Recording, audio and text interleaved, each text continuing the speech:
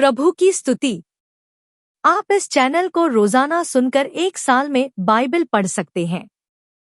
Please subscribe and support. आज के Bible अध्याय। शमूएल भविष्यवक्ता की दूसरी पुस्तक अध्याय 19। शमूएल भविष्यवक्ता की दूसरी पुस्तक अध्याय 19। दाऊद का यरूशलेम को लौटना। तब योआब को यह समाचार मिला कि राजा अबशालोम के लिए रो रहा है और विलाप कर रहा है। इसलिए उस दिन का विजय सब लोगों की समझ में विलाप ही का कारण बन गया, क्योंकि लोगों ने उस दिन सुना कि राजा अपने बेटे के लिए खेदित है। और उस दिन लोग ऐसा मुंह चुराकर नगर में घुसे जैसा लोग युद्ध में भाग आने से लज्जित होकर मुंह चुराते हैं। और राजा मुंह ढापे हुए चिल्ला चिल्लाकर पुकारता रहा कि हाय मेरे बेटे अबशालोम, हाय अबशालोम, मेरे बेटे, मेरे बेटे। तब योआब घर में राजा के पास आकर कहने लगा, तेरे कर्मचारियों ने आज के दिन तेरा और तेरे बेटे बेटियों का और तेरी पत्नियों और रखेलियों का प्राण तो बचाया है, परंतु तूने आज के दिन उन सबों का मुंह काला किया है, इसलिए कि तू अपने बैरियों से प्रेम और अपने प्रेमियों से बैर रखता है। तूने आज यह प्रकट किया कि तुझे हाकिमों और कर्मचारियों की कुछ चिंता नहीं, वरन मैंने आज जान लिया कि यदि हम सब आज मारे जाते और अबशालोम जीवित रहता तो तू बहुत प्रसन्न होता।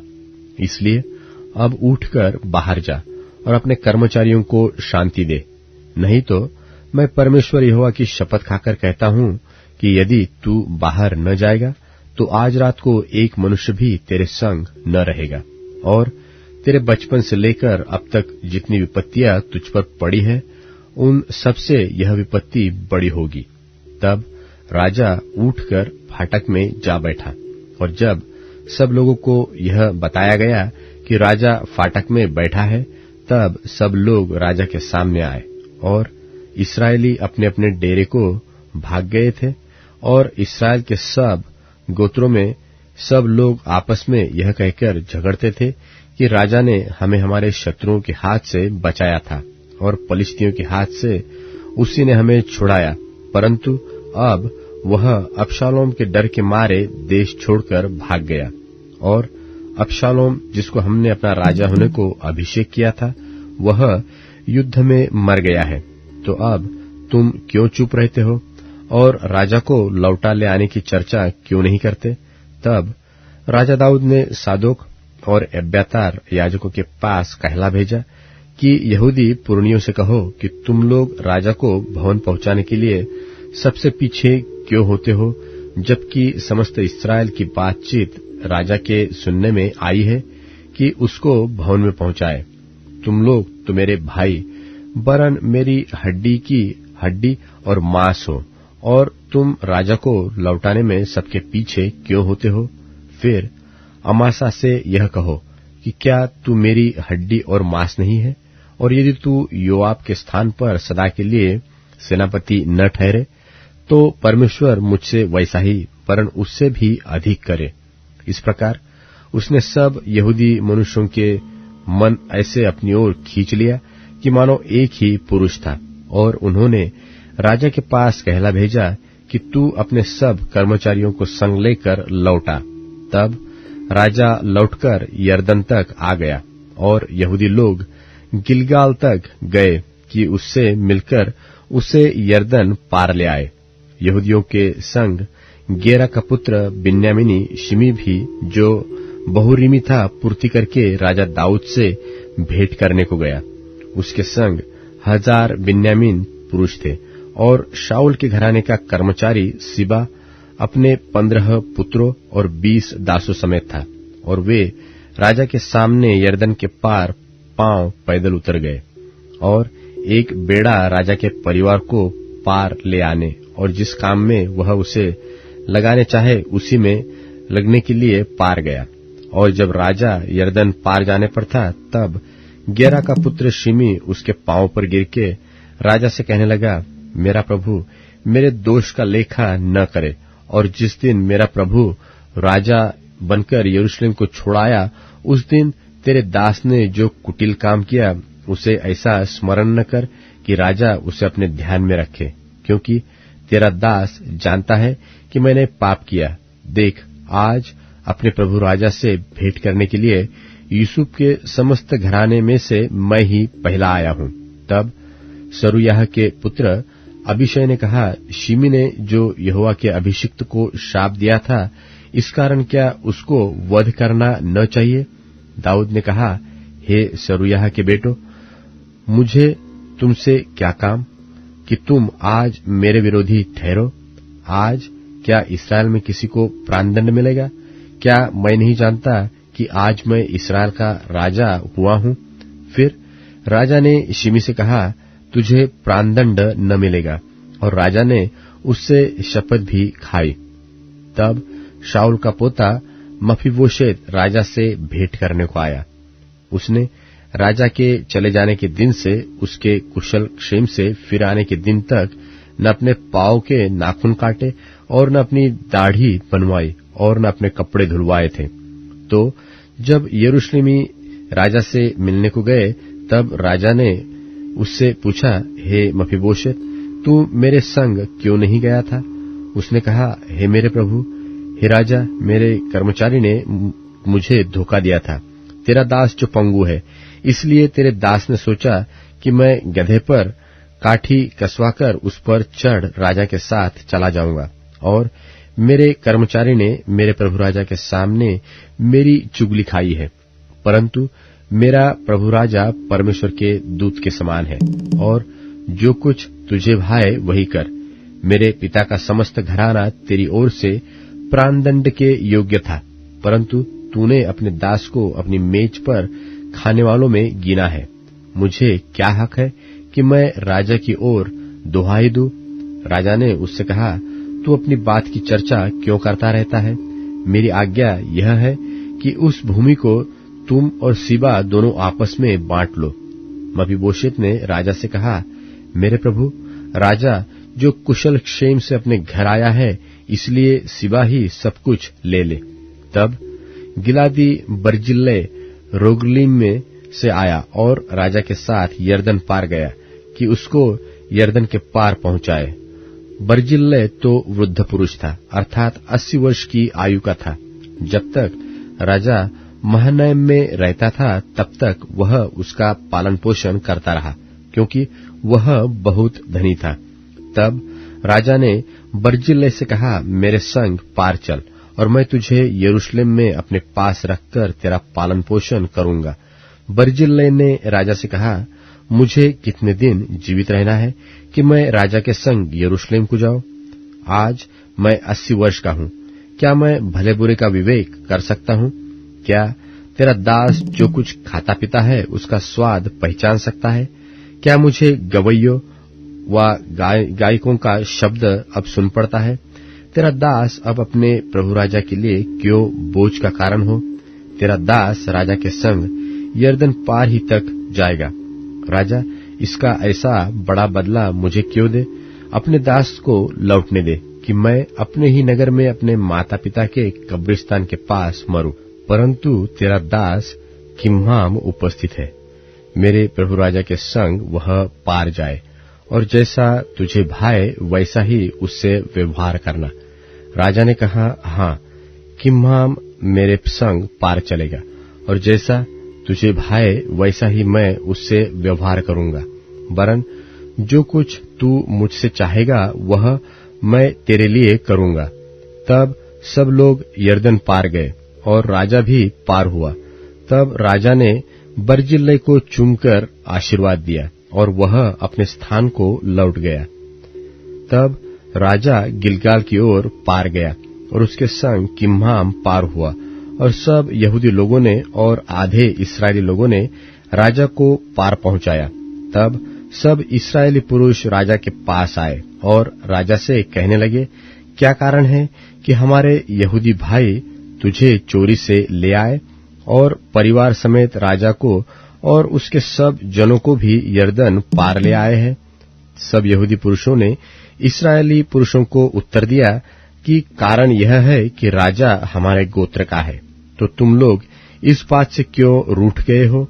क्या हमने राजा का दिया हुआ कुछ खाया है व उसने हमें कुछ दान दिया है? इस्राएली पुरुष ने यहूदी पुरुषों को उत्तर दिया, राजा में 10 अंश हमारा है और दाऊद में हमारा भाग तुम्हारे भाग से बड़ा है। तो फिर तुमने हमें क्यों तुच्छ जाना? क्या अपने राजा के लौटा ले आने की चर्चा पहले हम ही ने न की थी? और यहूदी पुरुषों ने इस्राएली पुरुषों से अधिक कड़ी बातें कही। शमूएल भविष्यवक्ता की दूसरी पुस्तक अध्याय 20। शमूएल भविष्यवक्ता की दूसरी पुस्तक अध्याय 20। वहां संयोग से शेबा नाम एक बिन्यामीनी था। वह ओछा पुरुष बिक्री का पुत्र था।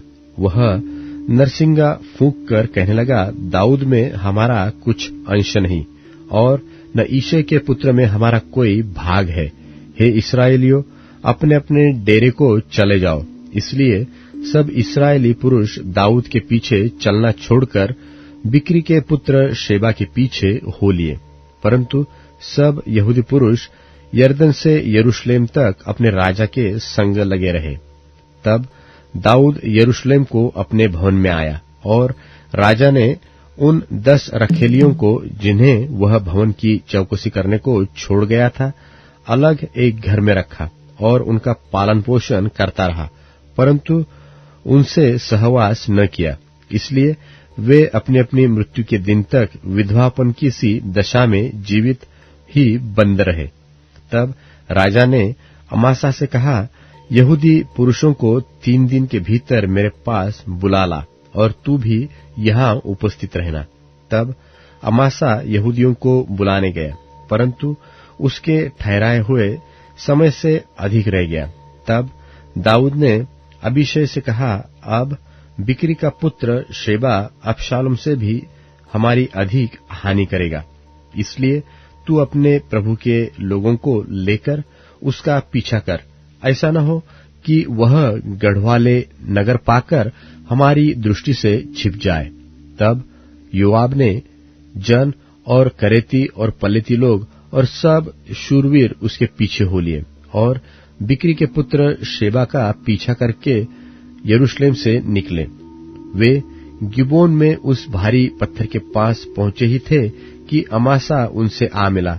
योआब तो योद्धा का वस्त्र फेटे में कसे हुआ था और उस फेटे में एक तलवार उसकी कमर पर अपनी म्यान में बंधी हुई थी, और जब वह चला तब वह गिरकर निकल पड़ी। तो योआब ने अमासा से पूछा, हे मेरे भाई, क्या तू कुशल से है?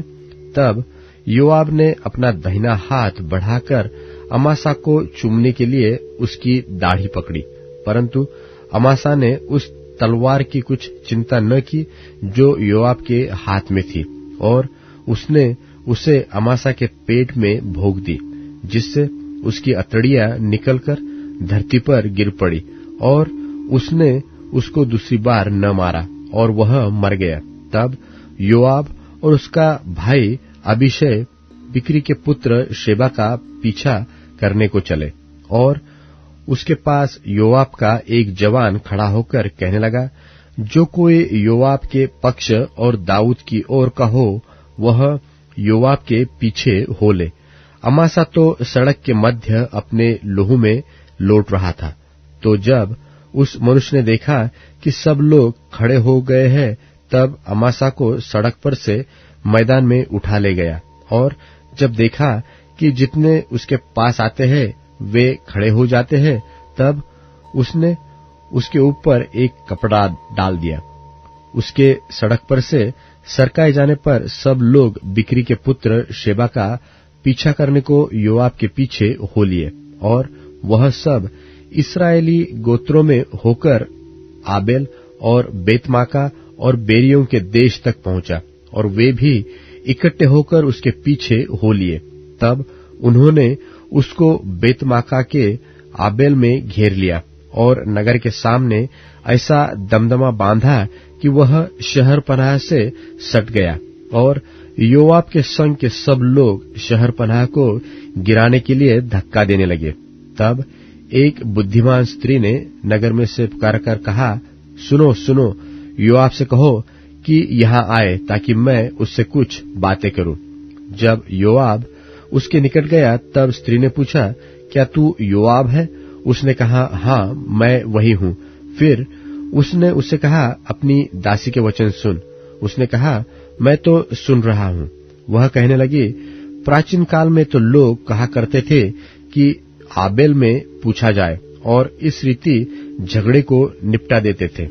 मैं तो मेल मिलाप वाले और विश्वास योग्य इस्राएलियों में से हूं, परंतु एक प्रधान नगर नाश करने का प्रयत्न करता है। तू यहोवा के भाग को क्यों निगल जाएगा? योआब ने उत्तर देकर कहा, यह मुझसे दूर हो कि मैं निगल जाऊं व नाश करूं। बात ऐसी नहीं है। शेबा नाम एप्रेम के पहाड़ी देश का एक पुरुष जो बिक्री का पुत्र है, उसने दाऊद राजा के विरुद्ध हाथ उठाया है। सो तुम लोग केवल उसी को सौंप दो, तब मैं नगर को छोड़कर चला जाऊंगा। स्त्री ने योआब से कहा, उसका सिर शहरपनाह पर से तेरे पास फेंक दिया जाएगा। तब स्त्री अपनी बुद्धिमानी से सब लोगों के पास गई। तब उन्होंने बिक्री के पुत्र शेबा का सिर काटकर योआब के पास फेंक दिया।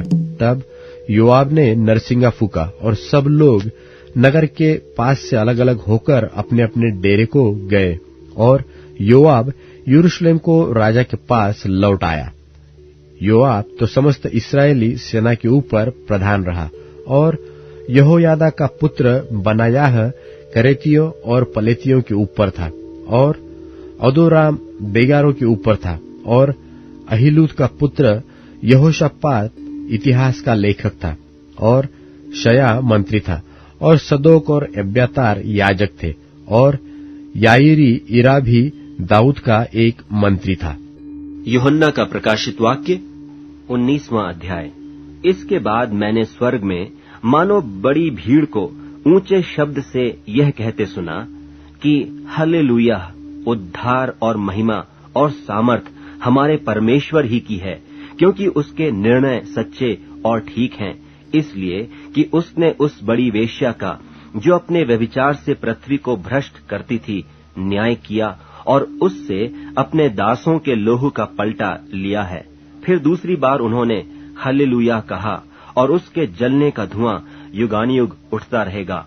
और 24 प्राचीनों और 4 प्राणियों ने गिरकर परमेश्वर को दंडवत किया जो सिंहासन पर बैठा था और कहा, आमीन, हालेलुया। और उस सिंहासन में से एक शब्द निकला कि हे हमारे परमेश्वर से सब डरने वाले दासों, क्या छोटे क्या बड़े, तुम सब उसकी स्तुति करो।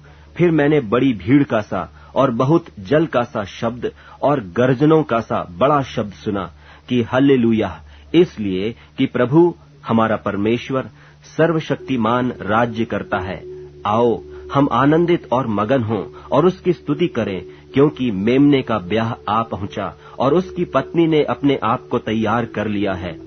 और उसको शुद्ध और चमकदार महीन मलमल पहनने का अधिकार दिया गया, क्योंकि उस महीन मलमल का अर्थ पवित्र लोगों के धर्म के काम है।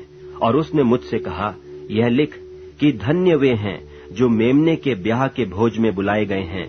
फिर उसने मुझसे कहा, ये वचन परमेश्वर के सत्य वचन हैं। और मैं उसको दंडवत करने के लिए उसके पांवों पर गिरा। उसने मुझसे कहा, देख, ऐसा मत कर, मैं तेरा और तेरे भाइयों का संगी दास हूँ, जो यीशु की गवाही देने पर स्थिर हैं। परमेश्वर ही को दंडवत कर, क्योंकि यीशु की गवाही भविष्यवाणी की आत्मा है। फिर मैंने स्वर्ग को खुला हुआ देखा और देखता हूँ कि एक श्वेत घोड़ा है और उस पर एक सवार है जो विश्वास योग्य और सत्य कहलाता है, और वह धर्म के साथ न्याय और लड़ाई करता है। उसकी आंखें आग की ज्वाला हैं और उसके सिर पर बहुत से राज मुकुट हैं। और उसका एक नाम लिखा है जिसे उसको छोड़ और कोई नहीं जानता, और वह लोहू से छिड़का हुआ वस्त्र पहने हैं और उसका नाम परमेश्वर का वचन है। और स्वर्ग की सेना श्वेत घोड़ों पर सवार और श्वेत और शुद्ध मलमल पहने हुए उसके पीछे पीछे हैं। और जाति जाति को मारने के लिए उसके मुंह से एक चोखी तलवार निकलती है और वह लोहे का राजदंड लिए हुए उन पर राज्य करेगा, और वह सर्वशक्तिमान परमेश्वर के भयानक प्रकोप की जलजलाहट की मदिरा के कुंड में दाख रौंदेगा। और उसके वस्त्र और जांघ पर यह नाम लिखा है, राजाओं का राजा और प्रभुओं का प्रभु। फिर मैंने एक स्वर्गदूत को सूर्य पर खड़े हुए देखा, और उसने बड़े शब्द से पुकारकर आकाश के बीच में से उड़ने वाले सब पक्षियों से कहा, आओ, परमेश्वर की बड़ी बियारी के लिए इकट्ठे हो जाओ, जिससे तुम राजाओं का मांस और सरदारों का मांस और शक्तिमान पुरुषों का मांस और घोड़ों का और उनके सवारों का मांस और क्या स्वतंत्र, क्या दास, क्या छोटे, क्या बड़े, सब लोगों का मांस खाओ। फिर मैंने उस पशु और पृथ्वी के राजाओं और उनकी सेनाओं को उस घोड़े के सवार और उसकी सेना से लड़ने के लिए इकट्ठे देखा, और वह पशु और उसके साथ वह झूठा भविष्यद्वक्ता पकड़ा गया, जिसने उसके सामने ऐसे चिन्ह दिखाए थे जिनके द्वारा उसने उनको भरमाया जिन्होंने उस पशु की छाप ली थी और जो उसकी मूरत की पूजा करते थे। ये दोनों जीते जी उस आग की झील में जो गंधक से जलती है डाले गए, और शेष लोग उस घोड़े के सवार की तलवार से जो उसके मुंह से निकलती थी मार डाले गए, और सब पक्षी उनके मांस से तृप्त हो गए। यूहन्ना का प्रकाशित वाक्य 20वां अध्याय। फिर मैंने एक स्वर्गदूत को स्वर्ग से उतरते देखा, जिसके हाथ में अथाह कुंड की कुंजी और एक बड़ी जंजीर थी, और उसने उस अजगर अर्थात पुराने सांप को, जो इबलीस और शैतान है, पकड़ के 1000 वर्ष के लिए बांध दिया, और उसे अथाह कुंड में डालकर बंद कर दिया, और उस पर मुहर कर दी कि वह 1000 वर्ष के पूरे होने तक जाति जाति के लोगों को फिर न भरमाए। इसके बाद अवश्य है कि थोड़ी देर के लिए फिर खोला जाए।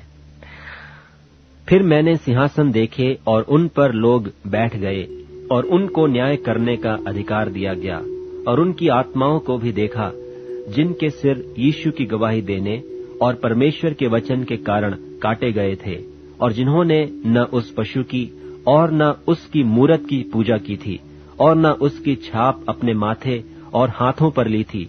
वे जीवित होकर मसीह के साथ 1000 वर्ष तक राज्य करते रहे। और जब तक ये 1000 वर्ष पूरे न हुए, तब तक शेष मरे हुए न जी उठे। यह तो पहला मृतकोत्थान है। धन्य और पवित्र वह है जो इस पहले पुनरुत्थान का भागी है।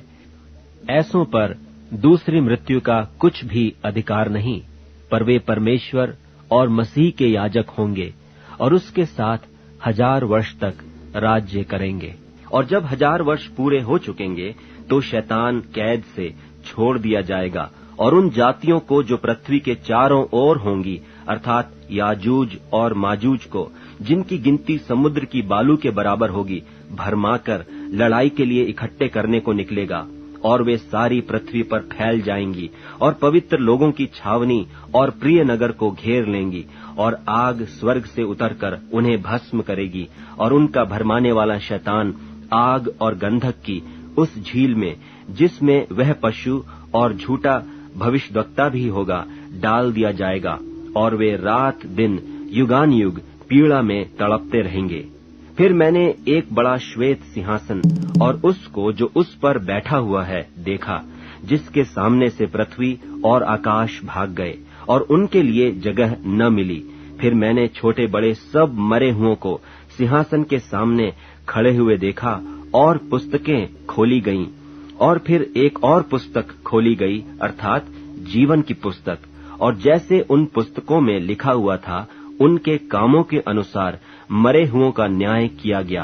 और समुद्र ने उन मरे हुओं को जो उसमें थे दे दिया, और मृत्यु और अधोलोक ने उन मरे हुओं को जो उनमें थे दे दिया, और उनमें से हर एक के कामों के अनुसार उनका न्याय किया गया। और मृत्यु और अधोलोक भी आग की झील में डाले गए। यह आग की झील तो दूसरी मृत्यु है, और जिस किसी का नाम जीवन की पुस्तक में लिखा हुआ न मिला, वह आग की झील में डाला गया। भजन संहिता अध्याय 143। भजन संहिता अध्याय 143। हे यहोवा, मेरी प्रार्थना सुन, मेरे गिड़गिड़ाने की ओर कान लगा। तू जो सच्चा और धर्मी है सो मेरी सुन ले, और अपने दास से मुकद्दमा न चला, क्योंकि कोई प्राणी तेरी दृष्टि में निर्दोष नहीं ठहर सकता। शत्रु तो मेरे प्राण का ग्राहक हुआ है, उसने मुझे चूर करके मिट्टी में मिलाया है और मुझे ढेर दिन के मरे हुओं के समान अंधेरे के स्थान में डाल दिया है। मेरी आत्मा मेरे भीतर से व्याकुल हो रही है, मेरा मन विकल है। मुझे प्राचीन काल के दिन स्मरण आते हैं। मैं तेरे सब अद्भुत कामों पर ध्यान करता हूं और तेरे कामों को सोचता हूं। मैं तेरी ओर अपने हाथ फैलाए हुए हूं। सूखी भूमि की नाई मैं तेरा प्यासा हूं। हे यहोवा, फुर्ती करके मेरी सुन ले, क्योंकि मेरे प्राण निकलने ही पर है। मुझसे अपना मुंह न छिपा, ऐसा न हो कि मैं कब्र में पड़े हुओं के समान हो जाऊं। अपनी करुणा की बात मुझे शीघ्र सुना, क्योंकि मैंने तुझी पर भरोसा रखा है। जिस मार्ग से मुझे चलना है वह मुझको बता दे, क्योंकि मैं अपना मन तेरी ओर लगाता हूं। हे यहोवा, मुझे शत्रुओं से बचा ले, मैं तेरी ही आड़ में आ छिपा हूं। मुझको यह सिखा कि मैं तेरी इच्छा क्यों कर पूरी करूं, क्योंकि मेरा परमेश्वर तू ही है। तेरा भला आत्मा मुझको धर्म के मार्ग में ले चले, और हे यहोवा, मुझे अपने नाम के निमित्त जिला। तू जो धर्मी है मुझको संकट से छुड़ा ले, और करुणा करके मेरे शत्रुओं को सत्यानाश कर, और मेरे सब सताने वालों का नाश कर डाल, क्योंकि मैं तेरा दास हूं। अब Amazon music, tune in, Spotify और YouTube म्यूजिक में उपलब्ध है। Please follow it.